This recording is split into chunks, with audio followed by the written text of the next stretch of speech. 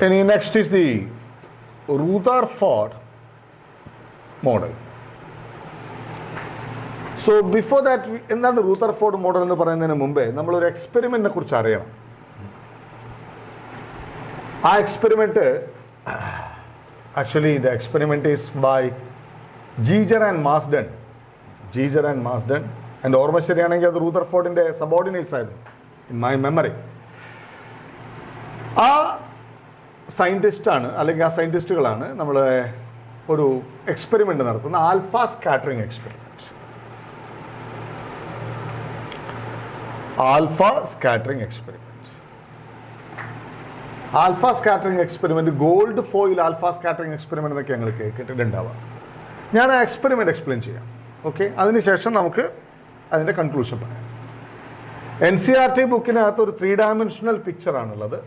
അത് വരയ്ക്കാനുള്ള ഒരു പ്രയാസം കൊണ്ട് ഞാൻ അതിനെ കുറച്ചും കൂടെ സിംപ്ലിഫൈഡ് വേർഷൻ ചിത്രം വരയ്ക്കാൻ പോവാണ്. ഓക്കെ, നിങ്ങളത് ജസ്റ്റ് കേട്ടിരുന്നാൽ മതി. NCERT ബുക്ക് വെച്ചിട്ട് വേണമെങ്കിൽ ചിത്രം വരച്ച് പ്രൊസീഡ് ചെയ്യാം, അല്ലെങ്കിൽ ഇത് വെച്ച് വരച്ചാലും പരീക്ഷയ്ക്ക് മാർക്കൊന്നും പോകില്ല. നമുക്ക് വേണ്ടത് ഇത്തരം ഒരു സെറ്റപ്പാണ്. എന്താണ് സെറ്റപ്പ് നോക്കാം.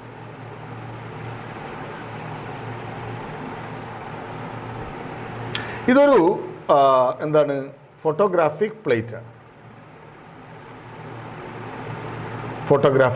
ആണ്.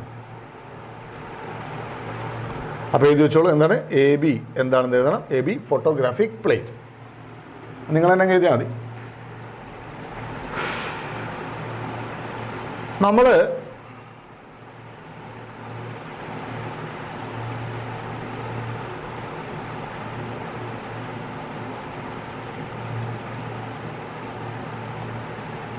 ഇതിനകത്താണ് ഒരു source of alpha particle S. അപ്പം S equal to source of alpha particle.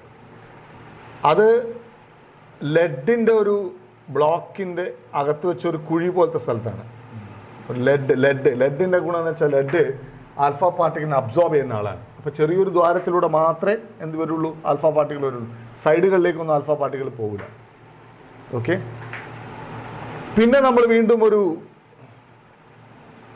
ലെഡിൻ്റെ road വെക്കുകയാണ്.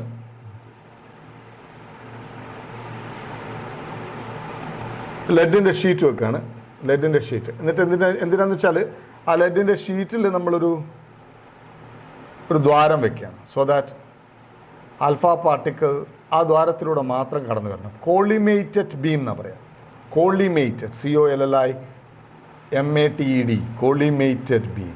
കോളിമേറ്റ് എന്ന് പറഞ്ഞാൽ ഒരു ഷാർപ്പാക്കുക. ആ ആൽഫ പാർട്ടിക്കിൾ വരാൻ മാത്രമുള്ള ഒരു ദ്വാരം കോളിമേറ്റഡ് ബീമാണ്. ഓക്കെ, അതിൻ്റെ മുന്നിലാണ് നമ്മൾ ഒരു ഗോൾഡ് ഫോയിലിനെ വെക്കാൻ പോണേ. ഗോൾഡ് ഫോയിൽ വളരെ തിന്നായിട്ടുള്ള ഫോയിലാണ്. ഗോൾഡ് ഉപയോഗിക്കാൻ കാരണം റൂതർഫോർഡ് വലിയ പൈസക്കാരനായോണ്ടൊന്നല്ല. ഗോൾഡ് ഉപയോഗിക്കാൻ കാരണം ഗോൾഡ് വളരെ മാലിയബിൾ ആയിട്ടുള്ള സബ്സ്റ്റൻസാണ്. അതിനെ നമുക്ക് വളരെ നേർത്ത തിൻ പ്ലേറ്റ് ആക്കി മാറ്റാൻ എളുപ്പമാണ്. അപ്പോൾ റൂതർഫോർഡ് 10⁻⁻⁷ റേഞ്ച് വരെയൊക്കെയുള്ള തിൻ ഷീറ്റ്സ് ഉണ്ടാക്കിയിട്ടുണ്ട്. അത്രയും ചെറുത്. അപ്പോൾ ഇതാണ് ഞാൻ വരയ്ക്കാൻ പോകുന്നത് ഗോൾഡ് ഫോയിൽ.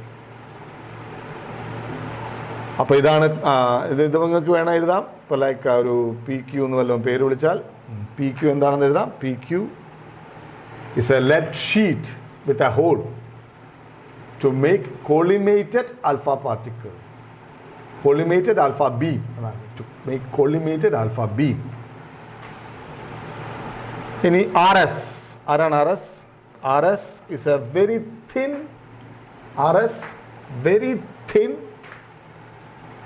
gold foil.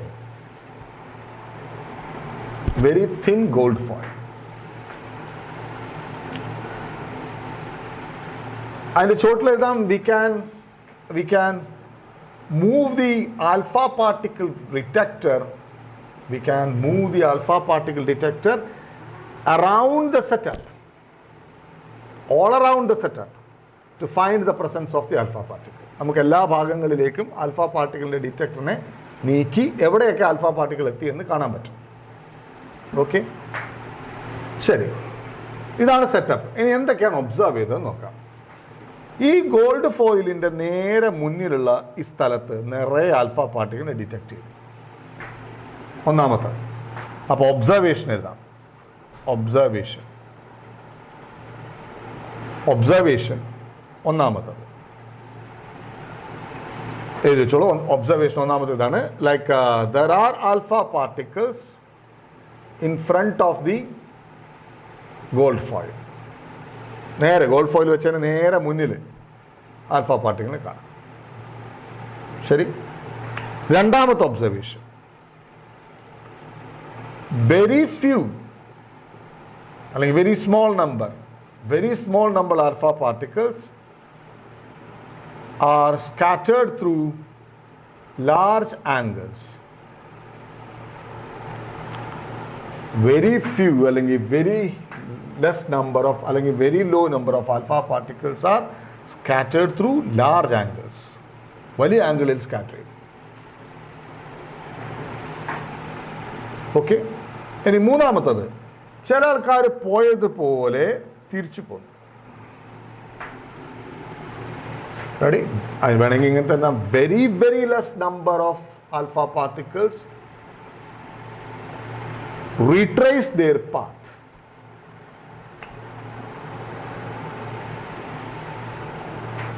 ഇങ്ങനെ മൂന്ന് ഒബ്സർവേഷൻസ്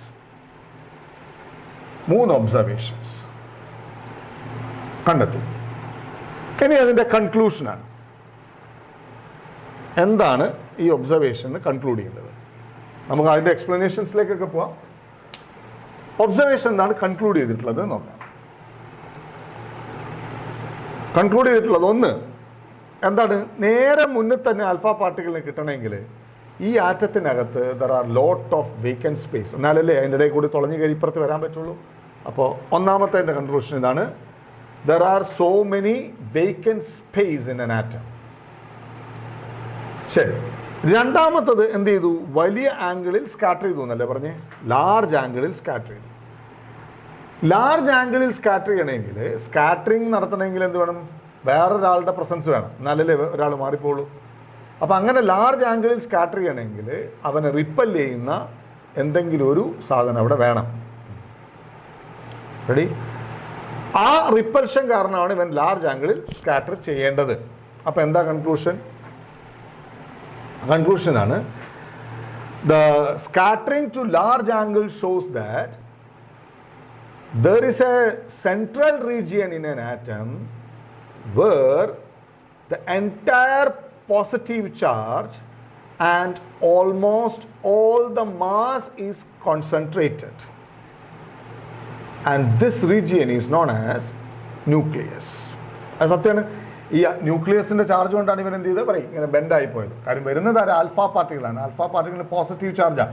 അപ്പോൾ പോസിറ്റീവ് ചാർജ് ഇങ്ങനെ വരുമ്പോൾ വളഞ്ഞു പോകണമെങ്കിൽ ഹെവി പോസിറ്റീവ് ചാർജ് ഇടയിൽ വേണം. പിന്നെയോ നമുക്കറിയാം, തട്ടിയതുപോലെ തിരിച്ചു വരണമെങ്കിൽ, ഇടിച്ചവൻ തിരിച്ചു വരണമെങ്കിൽ നല്ല ഡെൻസ് ആയിരിക്കണം ഇടി കൊണ്ടവൻ, അല്ലേ? ഇടി കൊണ്ടവൻ നല്ല ഡെൻസ് ആകുമ്പോൾ അല്ലെങ്കിൽ നല്ല മാസ് ഉണ്ടാകുമ്പോഴല്ലേ ഇടിച്ചവൻ ഇടിച്ചതുപോലെ തിരിച്ചു വരുള്ളൂ. അവൻ അവിടുന്ന് സ്ഥാനം മാറിപ്പോന്നില്ല. ശരിയല്ലേ? അപ്പോൾ മതിൽമേൽ ബോൾ ഇടിച്ചാൽ ബോൾ തിരിച്ചു പോരുകയുള്ളൂ. കാര്യം മതിൽ ബോളിനേക്കാളൊക്കെ എത്രയോ മാസീവാണ്. അതുകൊണ്ടാണ് മതിൽ നീങ്ങാത്തത്. അപ്പോൾ അപ്പറഞ്ഞ പോലെയാണ്. അപ്പം ഇടിച്ചോൻ തിരിച്ചു വരികയും ഇടി കൊണ്ടോൻ അനങ്ങാണ്ടിരിക്കുകയും ചെയ്തിട്ടുണ്ടെങ്കിൽ ഇടി കൊണ്ടോൻ ഇടിച്ചോനേക്കാളും ഹെവി മാസീവ് ആയിരിക്കണം. So majority of the mass is concentrated to a region. Majority of the mass of an atom is concentrated to a region, and Rutherford called it as a nucleus. അപ്പോൾ ഈ ഒബ്സർവേഷൻസിൽ നിന്നാണ് അദ്ദേഹം nucleus എന്ന് പറയുന്ന ഒരു പ്രസൻസിനെ എന്താ പറയുക കൺഫേം ചെയ്യുന്നത്. Okay, right? അതാണ് കൺക്ലൂഷൻ. നമുക്ക് നോക്കാം ഇനി എന്താണ് റൂദർഫോർഡിന്റെ മോഡൽ നോക്കാം. റൂദർഫോർഡ് പറയാണ്, every atom consists of a central region known as nucleus, and the entire positive of the charge and almost all mass of the charge is concentrated to this nucleus. Any negatively charged electrons are revolving around this nucleus. ആദ്യം Rutherford വിചാരിച്ചത് അത് സൂര്യനെ ഭൂമി ചുറ്റുന്നത് പോലെ എലിപ്സിൻ്റെ പാത്തിലാണെന്ന്. പക്ഷേ പിന്നീട് ആ model മാറ്റി സർക്കുലർ പാത്ത് തന്നെ ആക്കി. Electrons are revolving around this nucleus in circular path. The electrons are revolving around this nucleus in circular path. മൂന്നാമത് സർക്കുലർ പാത്തിൽ മൂവ് ചെയ്യണമെങ്കിൽ എന്ത് വേണം? സെൻട്രിപിറ്റൽ ഫോഴ്സ് പ്രൊവൈഡ് ചെയ്യും. അപ്പോൾ സർക്കുലർ മോഷനിൽ ആവശ്യമായ സെൻട്രിപിറ്റൽ ഫോഴ്സ് പ്രൊവൈഡ് ചെയ്യുന്നത് ഈ ന്യൂക്ലിയസും ഇലക്ട്രോൺസും തമ്മിലുള്ള ഫോഴ്സ് ആണെന്നുള്ളതാണ്. അപ്പോൾ ഇത് വെച്ചോളൂ. അടുത്തതാണ്, the necessary centripetal force is provided by the electrostatic force of attraction between nucleus and the electron. Okay.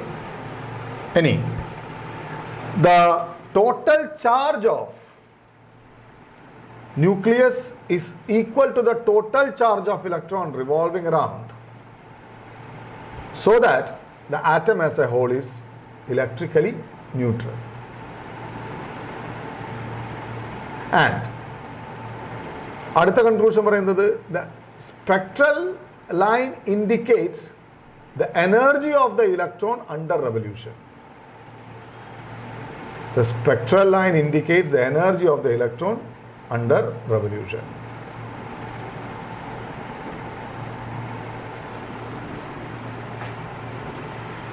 Okay, ഇതാണ് ആക്ച്വലി റുദർഫോർഡിൻ്റെ എക്സ്പ്ലനേഷൻ. പക്ഷെ റുദർഫോർഡിൻ്റെ മോഡൽ വിജയിച്ചില്ല. റുദർഫോർഡിൻ്റെ മോഡൽ വാസ് ഡ്രോപ്ഡ്. റുദർഫോർഡിൻ്റെ മോഡൽ വിജയിച്ചില്ല. എന്തുകൊണ്ട് മോഡൽ വിജയിച്ചില്ല എന്ന് നോക്കാം. എന്തുകൊണ്ട് മോഡൽ വിജയിച്ചില്ല എന്നുള്ളതിന് പ്രധാനപ്പെട്ട കാരണം അദ്ദേഹത്തിന് ഏറ്റവും സിമ്പിളായിട്ടുള്ള ഹൈഡ്രജൻ ആറ്റത്തിനെ തന്നെ എക്സ്പ്ലെയിൻ ചെയ്യാൻ സാധിച്ചില്ല. ഹൈഡ്രജൻ ആറ്റത്തിനെ എക്സ്പ്ലെയിൻ ചെയ്യാൻ സാധിച്ചില്ല. നോക്കാം, നമ്മൾ റുദർഫോർഡിനോട് ചോദിക്കുകയാണ് ചില ചോദ്യങ്ങൾ. ഒന്ന്, ഹൈഡ്രജൻ ആറ്റം എങ്ങനെ പറയും? അപ്പം സ്വാഭാവികമായിട്ടും ഒരു പോസിറ്റീവ് ചാർജിനെ ചുറ്റുന്ന ഒരു ഇലക്ട്രോൺ അല്ലേ? ഏറ്റവും സിമ്പിളായിട്ട് ഒരു പോസിറ്റീവ് ചാർജിനെ ചുറ്റുന്ന ഒരു ഇലക്ട്രോൺ. അപ്പോൾ റുദർഫോർഡ് പറയാണ്, എന്താണ് ചുറ്റുന്ന എനർജിയാണ് നമ്മൾ കാണുന്ന സ്പെക്ട്രൽ ലൈൻ എന്നല്ലേ. പക്ഷേ ഇലക്ട്രോൺ ഇന്നേ സ്ഥലത്തെ ചുറ്റാവൂ എന്ന് പറയുന്നില്ലല്ലോ. 0 മുതൽ ഇൻഫിനിറ്റി വരെയുള്ള ഏത് റേഡിയസിനും ഇലക്ട്രോണിന് ചുറ്റാണ്. ഇന്നേ സ്ഥലത്തെ ചുറ്റാവൂ എന്ന് പറയണില്ല. അതുകൊണ്ട് 0 മുതൽ ഇൻഫിനിറ്റി വരെയുള്ള ഏത് എനർജിയും ഇലക്ട്രോണിന് അക്വയർ ചെയ്യാം. പക്ഷെ നമ്മൾ സ്പെക്ട്രൽ സീരീസിൽ കാണുന്നത് ചില സ്പെഷ്യൽ എനർജീസ് മാത്രമാണ്. അതെന്തുകൊണ്ടാണെന്ന് പറയാൻ റുദർഫോർഡിന് പറ്റിയില്ല. റുദർഫോർഡിന്റെ മോഡൽ പ്രകാരം ഇലക്ട്രോണിന് 0 മുതൽ ഇൻഫിനിറ്റി വരെയുള്ള ഏത് എനർജിയും അക്വയർ ചെയ്യാം. കാര്യം ഇന്നേ സ്ഥലത്തെ ചുറ്റാവൂ എന്ന് പറയുന്നില്ല. പക്ഷേ സ്പെക്ട്രൽ ലൈൻസിൽ കാണുന്നത് സർട്ടൻ എനർജീസ് മാത്രമാണ്. അത് റുദർഫോർഡിന് എക്സ്പ്ലെയിൻ ചെയ്യാൻ സാധിച്ചില്ല. So as per the Rutherford model, the electron can have any value of energy starting from 0 to infinity. But experimentally it is found that the electron acquire only certain values of energy which could not be explained by Rutherford. ഇനി രണ്ടാമത്തെ ഒരു വലിയ drawback, ആ സമയത്ത് already അറിയുന്ന ഒരു concept ആയിരുന്നു ഒരു ആക്സിലറേറ്റഡ് ചാർജ് ഇലക്ട്രോ മാഗ്നറ്റിക് വേവ്സിനെ റേഡിയേറ്റ് ചെയ്യുന്നു. അപ്പോൾ ആക്സിലറേറ്റഡ് ചാർജ് അല്ലേ റിവോൾവ് ചെയ്യുന്ന ഇലക്ട്രോൺ എന്ന് പറഞ്ഞാൽ. അപ്പോൾ റിവോൾവ് ചെയ്യുന്ന ഇലക്ട്രോൺ ആക്സിലറേറ്റഡ് ചാർജ് ആണെങ്കിൽ അത് ഇലക്ട്രോ മാഗ്നറ്റിനെ പുറത്തേക്ക് റേഡിയേറ്റ് ചെയ്താൽ മുന്നോട്ട് പോകുന്നതിനനുസരിച്ച് അതിൻ്റെ എനർജി കുറഞ്ഞു വരണം. അപ്പോൾ ഇലക്ട്രോണിൻ്റെ എനർജി ഇങ്ങനെ കുറഞ്ഞു വരണം. എനർജി കുറയുമ്പോൾ, ടോട്ടൽ എനർജി കുറയുമ്പോൾ സർക്കുലർ ട്രാക്കിൻ്റെ റേഡിയസ് കുറയണം. അങ്ങനെ കുറഞ്ഞ് ഇലക്ട്രോൺ അവസാനം ന്യൂക്ലിയസിൽ പോയി കൊളാപ്സ് ചെയ്യണം. എന്ത് പ്രകാരം? അപ്പം അറിയുന്ന ഇൻഫർമേഷൻ പ്രകാരം. പക്ഷേ അത് സംഭവിക്കുന്നില്ല ഹൈഡ്രജൻ ആറ്റത്തിൽ. അത് സംഭവിക്കുന്നില്ല. ഹൈഡ്രജൻ ആറ്റം സ്റ്റേബിൾ ആണ്. പക്ഷെ ഹൈഡ്രജൻ ആറ്റം സ്റ്റേബിൾ ആവാൻ പാടില്ല. എന്ത്? ഇയാൾ പറഞ്ഞതുപോലെ റിവോൾവിംഗ് ഇലക്ട്രോൺ ആണ്. ആ റിവോൾവിംഗ് ഇലക്ട്രോണിന് ഇഷ്ടമുള്ള സ്ഥലത്ത് റിവോൾവ് ചെയ്യാൻ കഴിയുമെങ്കിൽ റിവോൾവിംഗ് ഇലക്ട്രോൺ ഒരു ആക്സലറേറ്റഡ് ഇലക്ട്രോൺ ആണ്. ആക്സലറേറ്റഡ് ഇലക്ട്രോൺ ഇലക്ട്രോമാഗ്നറ്റിക് റേഡിയേഷൻസിനെ പുറത്തേക്ക് എമിറ്റ് ചെയ്യണം. അങ്ങനെയാകുമ്പോൾ അവൻ്റെ ടോട്ടൽ എനർജി കുറയണം. ടോട്ടൽ എനർജി കുറഞ്ഞാൽ അവൻ്റെ സർക്കുലർ ട്രാക്കിൻ്റെ റേഡിയസ് കുറയണം. Finally it should come and collapse to the nucleus, but it's not happening. So he could not explain the stability of hydrogen atom. Okay, he could not explain the stability of hydrogen atom. അപ്പോൾ എന്തുകൊണ്ട് discrete lines കാണിക്കുന്നു എന്നുള്ളത് പറയാനും പറ്റിയില്ല. Hydrogen atom എന്തുകൊണ്ട് stable ആണ് എന്ന് പറയാനും പറ്റിയില്ല. സോ ഈ രണ്ട് കാരണങ്ങൾ കൊണ്ട് ദിസ് മോഡൽ വാസ് റിജക്റ്റഡ്. പക്ഷേ we cannot say the model is A complete failure. നമുക്ക് കംപ്ലീറ്റ് ഫെയിലിയർ എന്ന് ഒരിക്കലും വിളിക്കാൻ പറ്റില്ല. കാരണം ന്യൂക്ലിയസ് എന്ന് പറയുന്ന ഒരാളുടെ പ്രസൻസ് അദ്ദേഹം ഡിറ്റക്ട് ചെയ്തു. മാത്രമല്ല അത് ഇന്നും നമ്മൾ പറയുന്ന കൺസെപ്റ്റ് അതിൽ തന്നെ ഒതുങ്ങി നിൽക്കുകയാണ്, അല്ലെങ്കിൽ അതിൽ തന്നെ ശരിയായി വിചാരിച്ചുകൊണ്ടിരിക്കുകയാണ്. മാത്രമല്ല ന്യൂക്ലിയസിൻ്റെ സൈസ് ഏകദേശം എത്ര ഉണ്ടാവും എന്ന് ഏകദേശം അദ്ദേഹം പ്രെഡിക്റ്റ് ചെയ്തു. അദ്ദേഹം പ്രെഡിക്റ്റ് ചെയ്ത സൈസ് യാഥാർത്ഥ്യവുമായി വളരെയധികം മാച്ചിങ് ആണ്. അങ്ങനെ സൈസ് പ്രെഡിക്റ്റ് ചെയ്തത് എങ്ങനെ എന്നുള്ളതാണ് നമ്മൾ പറയാൻ പോകുന്നത്. ഏതാണ് ന്യൂക്ലിയസിൻ്റെ order? Distance of closest approach. Distance of closest approach. നോക്കാം. ഡിസ്റ്റൻസ് ഓഫ് ക്ലോസസ്റ്റ് അപ്രോച്ച് നമ്മുടെ ആൽഫ പാർട്ടിക്കിൾ സ്കാറ്ററിംഗ് എക്സ്പെരിമെന്റിലെ ഏറ്റവും വൈറ്റൽ ആയിട്ടുള്ള ഒരു ഇൻഫർമേഷനാണ് ഡിസ്റ്റൻസ് ഓഫ് ക്ലോസസ്റ്റ് അപ്രോച്ച്. എന്താ സംഗതി എന്ന് നോക്കാം. ഞാൻ നിങ്ങളോട് പറഞ്ഞില്ലേ, ചില ആൽഫ പാർട്ടിക്കിൾ ന്യൂക്ലിയസിനെ ഇടിച്ചു, അതേ ലൈനിൽ തിരിച്ചു വന്നു എന്ന്, അല്ലേ? ഇടിച്ചതുപോലെ തിരിച്ചു വന്നു. അത്തരത്തിലുള്ള ആൽഫ പാർട്ടിക്കിൾ നമുക്ക് എടുത്തു നോക്കാം. ഈ ആൽഫ പാർട്ടിക്കിളിന് 2 പോസിറ്റീവ് ചാർജും 4 മാസുമാണ്. എന്ന് വെച്ചാൽ ഒരു ഹീലിയം ന്യൂക്ലിയസ് പോലെയാണ്. അപ്പോൾ ആൽഫ പാർട്ടിക്കിളിൻ്റെ സ്ഥിതി എന്താണെന്ന് വെച്ചാൽ 2 പ്ലസ് ചാർജും 4 പ്രോട്ടോണിൻ്റെ മാസുമാണ്. ഓക്കെ, നമുക്ക് മുന്നോട്ട് പഠിക്കാനുണ്ട്, കുഴപ്പമില്ല. അപ്പോൾ ഇങ്ങനെ ആൽഫ പാർട്ടിക്കിൾ ഇങ്ങനെ പോയി ഇടിച്ച ആൽഫ പാർട്ടിക്കിൾ ആരെയാണ് ഇടിക്കണേ? കറക്റ്റ് ഹെഡ് ഓൺ കൊളീഷൻ നടത്തുന്ന ആളാണ് പോയി തിരിച്ചു വരിക, അല്ലേ? ആരെയാണ് പോയി ഇടിക്കണേ? ന്യൂക്ലിയസിന്. ന്യൂക്ലിയസിന് എത്ര ചാർജ് ഉണ്ട്? ഇസഡ്. ഇസഡ് എന്താ? Atomic number. എത്ര ഇലക്ട്രോൺ ഉണ്ടോ അത്ര തന്നെ പ്രോട്ടോൺ ഉണ്ട്. ന്യൂട്രൽ ആയിട്ടുള്ള ആറ്റത്തിലെ പ്രോട്ടോണിൻ്റെയോ ഇലക്ട്രോണിൻ്റെയോ എണ്ണത്തിൻ്റെ പേരാണ് ഇസഡ്, അറ്റോമിക് നമ്പർ. അപ്പം ഇസഡ് ചാർജ് ഉണ്ട്, ഇസഡ് ഇ ചാർജ് ഉണ്ട്, പോസിറ്റീവ് ചാർജ് ഉണ്ട്. ഇവൻ എത്രയാണ് ചാർജ്? 2e ചാർജ് ഉണ്ട്, പ്ലസ് ആണ് രണ്ടും. അപ്പം ഇതിങ്ങ് ദൂരെ നിൽക്കുമ്പോൾ ന്യൂക്ലിയസിൽ നിന്ന് ദൂരെ നിൽക്കുമ്പോൾ ഇവനൊരു കൈനറ്റിക് എനർജി ഉണ്ട്. കൈനറ്റിക് എനർജി മാത്രമേ ഉള്ളൂ. ദൂരെ നിൽക്കുമ്പോൾ എന്തില്ല? പൊട്ടൻഷ്യൽ എനർജി ഇല്ല. വൈ? പൊട്ടൻഷ്യൽ എനർജി ഇൻട്രാക്ഷൻ്റെ എനർജിയാണ്. ഇതിൻ്റെ ചാർജ് അത്രയും ചെറുതാണ്. അത്രയും ചാർജ് ചെറുതാകുമ്പോൾ ഫീൽഡ് കമ്പാരിറ്റീവ്ലി ചെറുതാണ്. ഫീൽഡ് എക്സിസ്റ്റ് ചെയ്യുന്ന റീജിയൻ ചെറുതാണ്. അതുകൊണ്ട് ഇങ്ങ് ദൂരെ നിൽക്കുമ്പോൾ അവൻ്റെ ഫീൽഡും ഇവൻ്റെ ഫീൽഡും ഇൻട്രാക്ട് ചെയ്യുന്നില്ല. അപ്പോൾ ദൂരെ നിൽക്കുമ്പോൾ ഇവനും തമ്മിൽ ഇൻട്രാക്ഷൻ ഇല്ല. അതുകൊണ്ട് പൊട്ടൻഷ്യൽ എനർജി 0ആണ്. പക്ഷെ അവന് കൈനറ്റിക് എനർജി ഉണ്ട്. അപ്പോൾ ടോട്ടൽ എനർജി എന്തിന് സമ? ടോട്ടൽ എനർജി കൈനറ്റിക് എനർജിക്ക് സമാണ്. ശരിയല്ലേ? ഇനി അടുക്കണതിനനുസരിച്ച് ഇവൻ്റെ ഫീൽഡിലേക്ക് ഇവൻ കയറി വരിക. സ്വാഭാവികമായിട്ട് ഇവനെ റിപ്പൽ ചെയ്യും. റിപ്പൽ ചെയ്യുന്നതിനനുസരിച്ച് ഇവൻ്റെ വേഗത കുറഞ്ഞു വരും. അപ്പോൾ അവൻ്റെ കൈനറ്റിക് എനർജി കുറഞ്ഞു വരും. കൈനറ്റിക് എനർജി കുറയുമ്പോൾ എന്ത് സംഭവിക്കും? പൊട്ടൻഷ്യൽ എനർജി കൂടി വരും. കൈനറ്റിക് എനർജിയിൽ എത്ര കുറവുണ്ടായോ അത്രയും പൊട്ടൻഷ്യൽ എനർജി കൂടാൻ തുടങ്ങും. അടുത്തടുത്തടുത്തടുത്തടുത്തടുത്തടുത്തടുത്ത് വരുന്നതിനനുസരിച്ച് ഇവൻ്റെ വേഗത കുറഞ്ഞ് ഏതോ ഒരു സ്ഥലത്തെത്തുമ്പോൾ ഇവൻ എന്താവും? സ്റ്റോപ്പ് ആവും. ഏതോ ഒരു സ്ഥലത്തെത്തുമ്പോൾ സ്റ്റോപ്പ് ആവും. അവിടെ കൈനറ്റിക് എനർജി 0 ആവും. ടോട്ടൽ എനർജി എന്ന് പറയുന്നത് പൊട്ടൻഷ്യൽ എനർജി ആവും. ഇപ്പോൾ ടോട്ടൽ എനർജി ശരിക്കും എത്രയാ? Total energy initially it is only kinetic energy. Totally initial energy was kinetic energy. അപ്പോൾ ഇവിടെ ഈ ദൂരത്തിൽ വെച്ച്, let me call it as R0, ആ ദൂരത്തിൽ വെച്ച് ടോട്ടൽ എനർജി എന്തിന് സമാവും? പൊട്ടൻഷ്യൽ എനർജിക്ക് സമാവും. ആ ടോട്ടൽ എനർജി കൈനറ്റിക് എനർജിക്ക് സമാവും. That's all. You got it? Because as it come closer,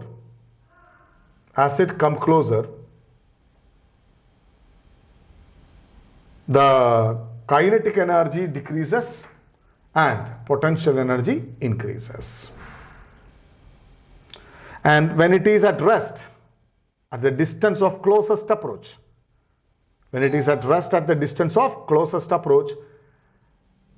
the total energy is fully potential energy. And that potential energy is the initial kinetic energy. അപ്പോൾ നമുക്ക് നോക്കാം, at R0 potential energy is equal to initial kinetic energy. And you know what potential energy of a system of two charges is? 1 by 4 pi epsilon 0 Q1 Q2 by R0 is equal to initial kinetic energy. Kinetic energy initial, which is 1 by 4 pi epsilon 0 ZD into 2E divided by R0 equal to initial kinetic energy. So R0 is equal to 1 by 4 pi epsilon 0 to ZD square by initial kinetic energy. Got it? Okay. ഇനി നമുക്ക് impact parameter നോക്കാം. Impact parameter വലിയ കാര്യമൊന്നുമില്ല. Okay, സംഭവം simple കാര്യമാണ്. Impact parameter, ഇതും നമുക്ക് ഈ ന്യൂക്ലിയസിൻ്റെ സൈസിന് ഏകദേശം എത്ര ഓർഡർ ഉണ്ടെന്ന് മനസ്സിലാക്കാൻ പറ്റുന്ന ഒരു ഐഡിയ ആണ് ഇമ്പാക്റ്റ് പാരാമീറ്റർ. ഇപ്പം ഞാൻ നേരത്തെ പറഞ്ഞ പോലെ ആരാത്? ന്യൂക്ലിയസ്. ഈ ന്യൂക്ലിയസിനോട് ഹെഡ് ഓൺ കൊളീഷൻ നടത്തുന്ന അത്ര വലുപ്പം വേണ്ട.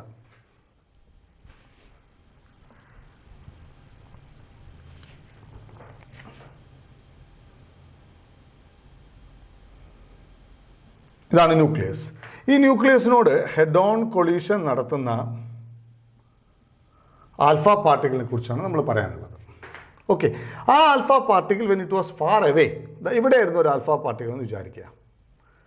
ഓക്കെ, അങ്ങനെ ആയിരുന്നെങ്കിൽ ഈ ആൽഫ പാർട്ടിക്കിൾ പോയാൽ എന്താ സംഭവിക്കുക അറിയോ? ഇവൻ ഇങ്ങനെ അങ്ങ് പോയുള്ളൂ, ഒരു തരത്തിലുള്ള ഡീവിയേഷൻ ഉണ്ടാവില്ല. കാര്യം എന്താ? ഇവൻ്റെ ഫീൽഡ് അവൻ ഇൻട്രാക്ട് ചെയ്താലല്ലേ അവൻ്റെ പാത്തിൽ മാറ്റം ഉണ്ടാവുള്ളൂ. ഇത് അത്രയും ദൂരെയാണുള്ളത്. So there is no change at all. അപ്പം ഈ ദൂരത്തിൻ്റെ പേരാണ് ഇമ്പാക്റ്റ് പാരാമീറ്റർ. ഏത് ദൂരത്തിൻ്റെ പേര്? The perpendicular distance between the line for head-on collision and the initial direction of the alpha particle. Perpendicular distance between the line of head-on collision and the initial direction of the alpha particle. And the impact parameter. അപ്പോൾ impact parameter large ആണെങ്കിൽ എന്താ സംഭവിക്കുക? they go undeviated. You got it? ഇനി impact parameter 0 ആണെങ്കിൽ എന്താ സംഭവിക്കുക? Impact parameter 0 എന്ന് പറഞ്ഞാൽ എങ്ങനെ പോകണം? ഇങ്ങനെ പോണ ആള് അല്ലേ? ഇങ്ങനെ പോയാൽ അതേപോലെ തിരിച്ചു വരും. അപ്പൊ impact parameter equal to 0. Impact parameter equal to 0 implies as the charged particle will retrace the path. So simple. ഇനി ഇവിടെയൊക്കെയാണ് കുറച്ചും കൂടെ ചെറുതാണ്. അങ്ങനെയാണെങ്കിൽ അവൻ എന്ത് ചെയ്യുന്ന വെച്ചാൽ ഇവൻ്റെ ടെറിട്ടറിയിലേക്ക് വരുമ്പോൾ ഇമ്പാക്റ്റ് പാരാമീറ്റർ പിന്നെയും കുറഞ്ഞാൽ അത്താണ്. കണ്ടില്ലേ? വീണ്ടും കുറച്ചാൽ